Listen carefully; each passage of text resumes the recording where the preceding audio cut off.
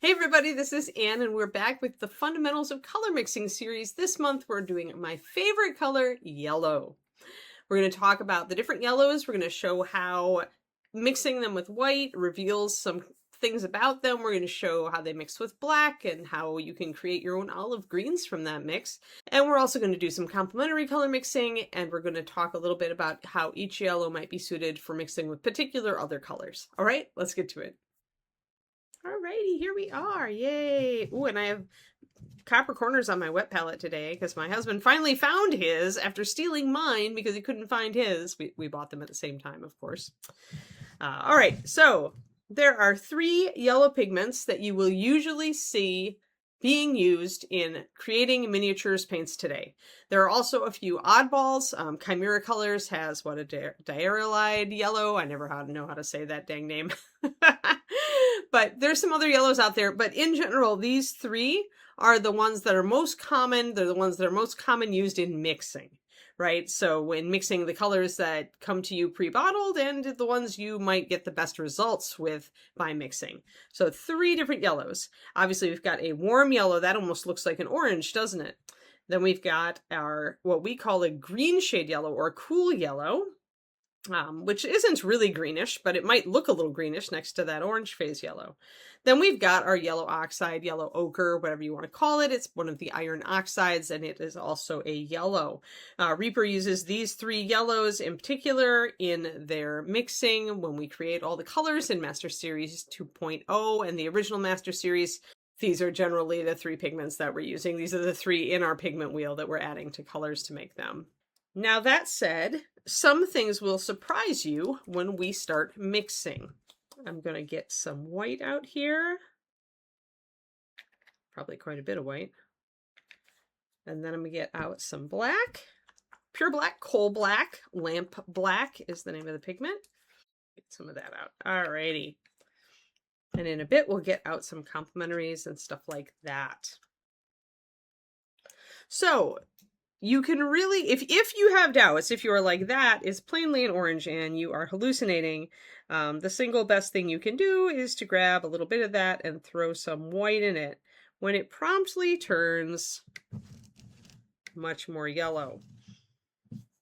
And as we continue to mix white in it, you will see it continue to shift into what is an orangey, but it is a yellow, right? It is definitely a warm yellow.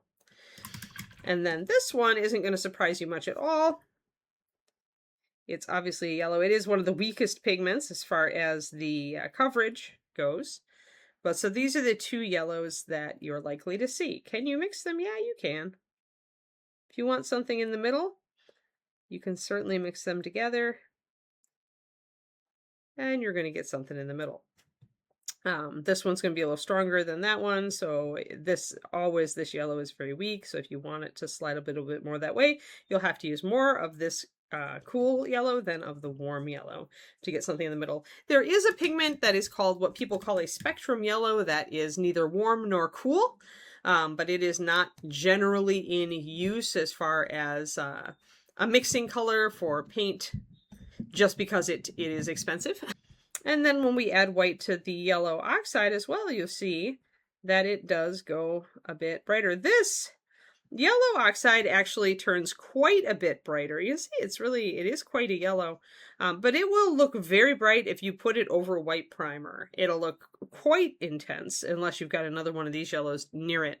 The fact that we have these other yellows in play makes this look quite dull, which it is, but you can use this as your only yellow on a piece and it will work.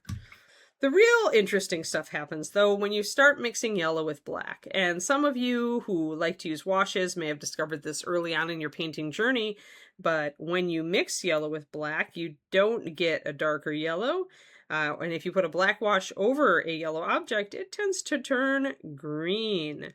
So black plus yellow actually equals green. It'll start just kind of going darker with this orange or yellow because the orange, the reddish tone will just kind of defeat the green for just a tiny bit. And then once you really get there, then you start seeing that really green color. Let's get close. There we go. As you can see, it makes an olive green. And in fact, when we set out as paint line designers to make olive greens, We are pretty much starting with a mixture of yellow and black. From there, of course, you can branch out. Here, this goes green super fast, and it goes a more intense green than the other one. And that is, you can even see it. You can even see like the orangish tone here, right? The reddish tone. This is, we could match this by adding just a little red to this. We could get very close. So you can clearly see that these yellows have a big effect on the color that emerges when you're mixing white and black into them. Now let's take our yellow oxide over here, grab this. We'll start to mix it in. And again, the yellow oxide has a lot of brown in it, so at first it's just going to make it a little bit of a darker brown. I'm going to continue mixing, and this is going to end up going much more toward like an olive drab. So still quite greenish, you can see that. But it's a very dull, right? It's very much an olive. So if you ever wanted to mix an olive drab color, if you're into historical models or you're painting military, vehicles or anything like that, your yellow oxide, or in our case, this is earthen yellow, and this is elemental yellow. This one is still lantern yellow. This is a pure pigment color, guys, but I already had an elemental yellow, and it was already this color, the cool color. So I couldn't do two elemental yellows. It would be very confusing. I didn't want to throw a warm and cool on them. So instead, lantern yellow has remained our orange shade yellow. But it is pretty much a pure pigment. I think the only pigment we actually add to the base is the warm yellow. So, all right, or as they call it, a medium yellow in the biz. So that shows you, just adding the same pigments, you get very different effects, both with the black and the white. You can also see, hopefully, that when you're aiming to mix something that is a more intense green, you want to use this cool yellow, which is also called, you may remember, a green shade yellow. It's called a green shade yellow because it mixes greens really well. Likewise, this orange shade yellow, medium yellow, is really good at mixing oranges. It should be very obvious, right? It's already halfway there. And then the yellow oxide is mostly used for earthy browns and things like that. Yellow browns, blonde hair, stuff like that. So it's pretty evident as far as what these will be good at. And when you look at other colors, like yellows that have other stuff mixed in, you should be able to kind of tell what you're dealing with, right? Let's look at lemon yellow. This is the new Master Series, one of the prototypes. But you can very clearly see that this yellow is not that, right? It's not coming from either of these. This yellow is very much coming from this. It's not orangey at all. So it should tell you right away that you know what yellow pigment is in that bottle. If you come across something that's really washed out, then you might have to like kind of, put a little question mark up in your head. Chances are if you come across a yellow that's kind of washed out, like this sun yellow, it actually looks brighter once I have it down on the palette. But it does have quite a bit of white in it. You can tell that right away, right? You can tell that it's got the white in it just from the fact that it's not very vibrant. But it also looks like it's not totally this either, right? So what that means usually is you've got a mixture of these two yellows. You can actually see it's closer probably to this color. And if I put a little bit more orange into this and a little bit more white into this, I would get very close to what we have here with the sun yellow. I'm getting closer and closer. If I keep adding orange, I'll get it. And a little bit of white. Yeah. So really, really close. So essentially, when you want to mix colors then, you want to mix oranges with your orange shade yellow and reds with your orange shade yellow. And with reds, that includes clear magenta, by the way. This is going to mix a lot better with this, if you're looking to make an orange, than it is with that. It'll still make an orange if you mix it with this, just not a great one. Let's grab a regular red, though, and do a little bit of a mix and see how that turns out. So I'll grab some of my orange yellow.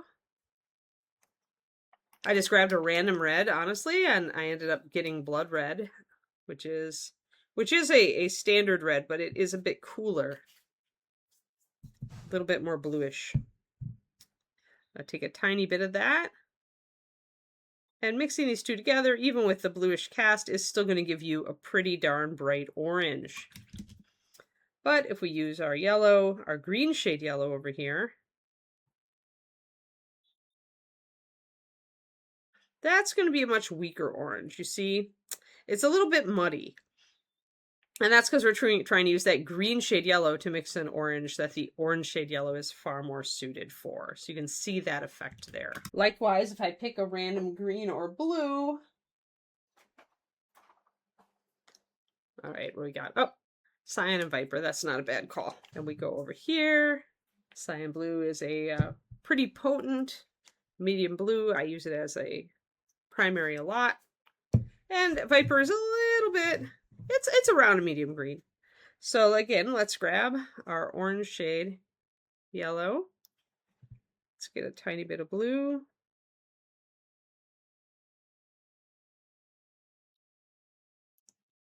Yeah, it's kind of a muddy green, isn't it? Not the best. But then you grab that elemental yellow, that green shade yellow, and you add a little bit of blue to it. Oh, and that's much more vibrant. You can see how that's almost an olive, and this is coming up really, really bright. And you'd get the same result mixing with green, only when you mix, there is a purpose in mixing your orange yellow with a green. And I find that that purpose is vegetation. It'll make a little bit more of a realistic green. A little bit more of an organic green. It'll look a little more natural, not artificial. It makes good highlights. But you know, it'll give you that nice kind of warm, but not too bright. And it's not Prismacolor bright, right? Whereas if we choose our green shade yellow and put that green in it, we're going to get something very intense, very bright.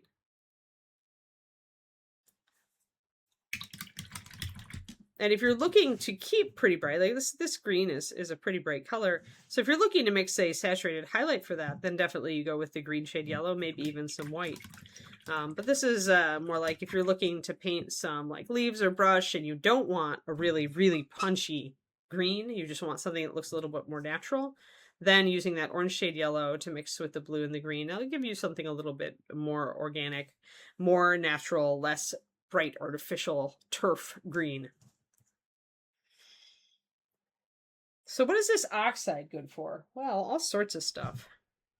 You can mix all sorts of things with oxides. So we can mix a red in there. And it'll give you a bunch of earthy colors. So that'll give you like a red ochre. Let's do a bunch. I actually like doing a green ochre too. Looks like green gold. Let's grab a little bit of our viper. That also will give you a very organic, you know, kind of prairie grass kind of look. So green gold, red ochre, green ochre. You can also mix further afield than that if you want. We can go with our blue. That'll be a little weirder. It'll end up kind of making a really muted green. Would be a great Nurgle color. Or a good military green. But so you can play around with this stuff. We're not getting a very vibrant green out of this just because this has like, this is much more for brown yellow. It's not even an orange yellow, but it's probably, these two are closer to each other than that one is.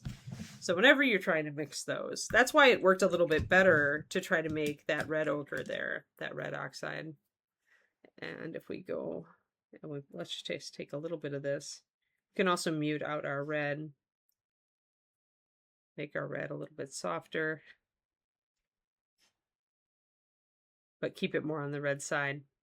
And this will fade the red out. So it's becoming a little pinker, a little yellower. It's a little bit more faded. So this is a good tactic if you want, if you're trying to fade cloth, if you're trying to make a faded red cloth, mixing yellow oxide in there.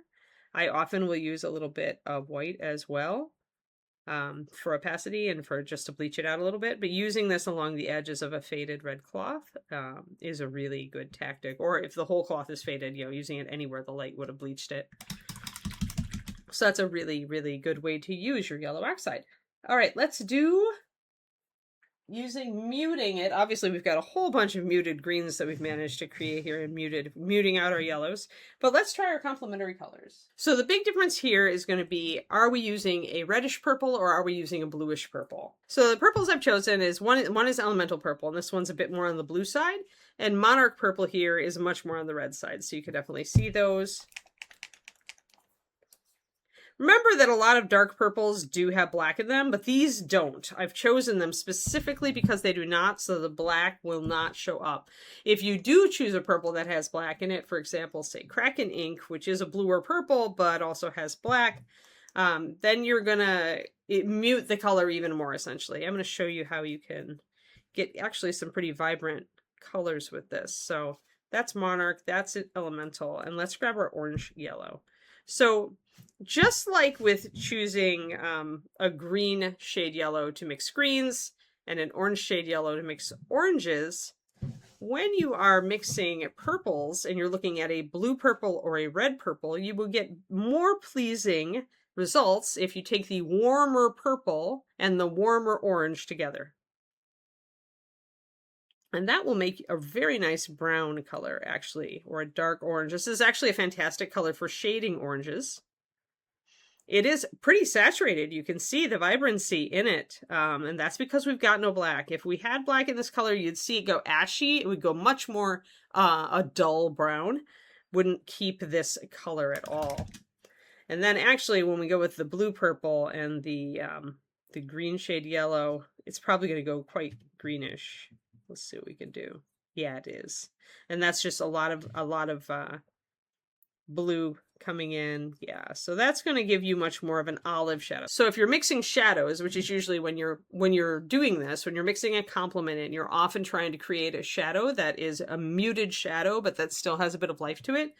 So this is definitely, if you're going on the green side, this is a good way to go. And if you're looking for something to shade an orange or a warm yellow, that would be a great way to go. So the purple that we choose to be our complementary mixer should be chosen with that in mind. Now the ochre, let's just try it. Yellow oxide. This one's going to be very, very dull indeed. It's my predictor. It's actually not too terrible. So it makes a brown, and it actually doesn't make a bad brown. This is kind of a good dirt brown, good basing color. You could use it for duller yellows. This definitely does make a good shadow for the yellow oxide itself. If you look at next to it, you can totally see shading this with that, can't you? So that's not a bad choice at all. Let's see what it does with the other one. The other one's just going to be a bit warmer, is my predictor. Because there's so much red in that monarch.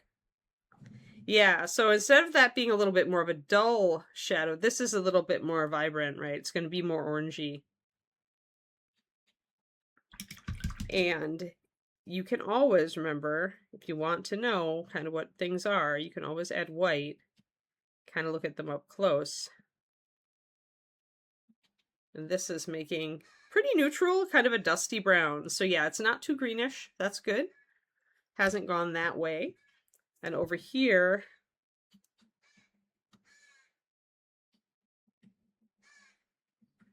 that's going much more orange. It's almost a skin tone. In fact, you could use it as such, which is not surprising because you are mixing a yellow with kind of a reddish color. Yellow, red, white, plus a little bit of something to mute it is usually a skin tone, right? So we've got a lot of red in this purple with a little bit of blue. So essentially you've got the yellow, a lot of red, and then the little bit of blue in that purple is giving you the muting factor to create a decent skin tone.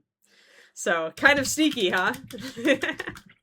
Now I did want to mention that as kind of a closer, as far as mixing your own olive green, you can do a lot with further mixing colors into these. One of my favorites probably is to take the oxide and a little bit of that orange yellow and then add a little bit of black. So you get your olive. And that makes a pretty nice olive green, maybe a little bit more black. But you can also add green to this. Like if you want this a more vibrant olive, you can add some actual green to it.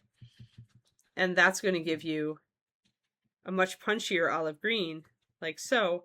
And if you want to make it warmer, you can add some red to it. That's going to push it back in the other direction, more of a muddy olive green, right? More like camouflage green. And again, if you want to see what color it really is, you can always mix some white in. It's going to give you a better idea of how brown or red or ashy or anything else it is. I do that a lot if I really feel like I want to see what pigments are really in it. Plus, it also helps you just create a highlight for the color, right? So probably some of the most pleasing olive greens I've ever made were made by adding a little bit of red to another olive just to make it more intense. The old troll hide was like this, if you remember that.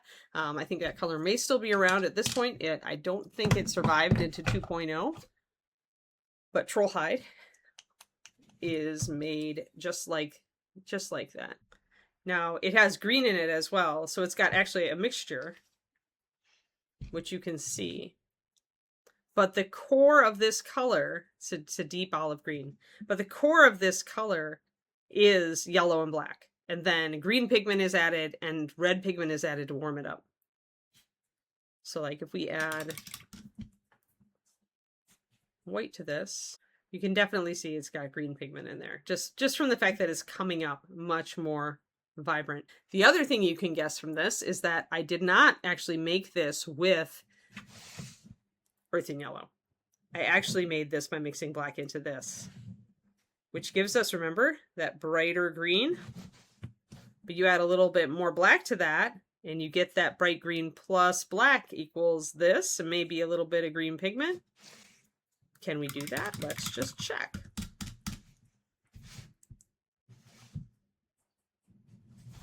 Running out of room on my palette at this point. So we're going to grab that. I'm going to grab some black. That gets us really close just to start with. A little bit more black. You can see there's quite a bit of black in that troll hide. Bring it down. Bring it down a little bit more. Trying to be cautious because black can really hit your colors really fast. But you can see we're already really close, right?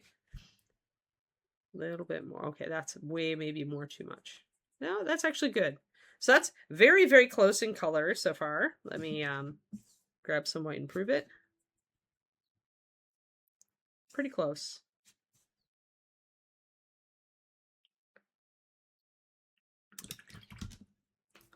Yeah, and then just a little bit of red, I'd say. So I'm going to grab a little bit of this blood red up here. I don't want too much at first. Oh, that I went too far. Too far, Anne! Oh no!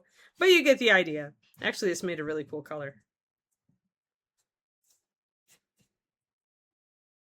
Oh, it almost browned out. Yeah, so if you go too much with the red, it mixes with the yellow and you're going to get further toward a brown. This is a very brownish, almost blackish, grayish green because all the black I dumped in there. So yeah, so you are going to overmix. This is why it's great to play around on a wet palette like this, because when you do add too much, you haven't wasted much paint, right? If you're trying to do this in a well palette, if you're trying to play like this in a well palette, you're going to end up going through a lot of paint. But just look at everything you can do. Like just with those 3 yellows, just mixing a whole bunch of different stuff in. You can have now you guys can see maybe with this particular lesson, because I've gone so far afield from where we started here. Hopefully you can see how you don't need very many pigments at all to create a huge range of colors. Like I've only been working with these 3 yellows, the black, the white. I had a red, a blue, and a green, just a little bit. And I had 2 purples, and we only made a couple colors with those. So like, and yet all of these, we've made such a range of colors here. So yellow is really versatile and it's fun to mix with. It's the groundwork under so many greens, obviously oranges, skin tones, and so many browns. Once you can master how to mix with yellows, like you really can create a huge gamut of colors that are useful in miniature painting. All right, everybody, I'm going to leave you there. As always, we're going to have a $2 PDF summarizing this. That's going to be over on my Patreon, patreon.com/paintingbig. I'll also do the parrot thing where I've noticed a lot of people are watching my videos, but they're not like giving me a like. If you don't like me, don't feel compelled. But if you do, if you're getting something out of this, I would love a like and a follow. It's up to you. But yeah, it makes my day to see my follower count going up. Thank you so much, everybody, and I'll talk to you later. This is Anne signing off.